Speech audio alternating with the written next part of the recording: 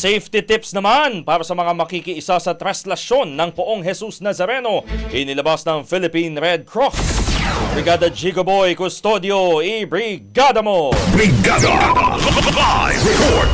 Inaasahan na ang pagdagsa ng tao ngayong puspusan na ang mga aktibidad tungo sa kapistahan ng Poong Jesus Nazareno. Kaya naman ang Philippine Red Cross naglabas na ng safety tips upang mapanatiling ligtas ang bawat deboto kung sakaling maipit sa gitna ng dami ng tao. Sa oras na dumating sa venue, huwag magmadaling mauna sa pagpasok kapag binuksan ang mga gate.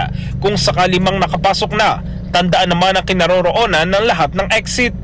Dapat rin na alam ng bawat deboto ang lokasyon ng mga security at first aid stations. Dapat ring sumabay sa bilis ng galaw ng karamihan at kung madapa sa gitna ng gumagalaw na tao, bumangon agad o humingi ng tulong.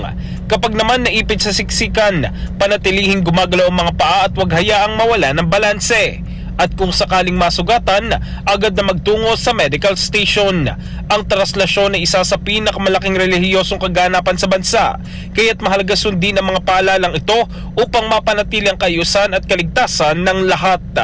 In the heart of changing lives, ito si Brigada Jigo Custodio ng 105.1 Brigada News of Manila, The Music News Authority. Rapido! Brigada Balita Nationwide!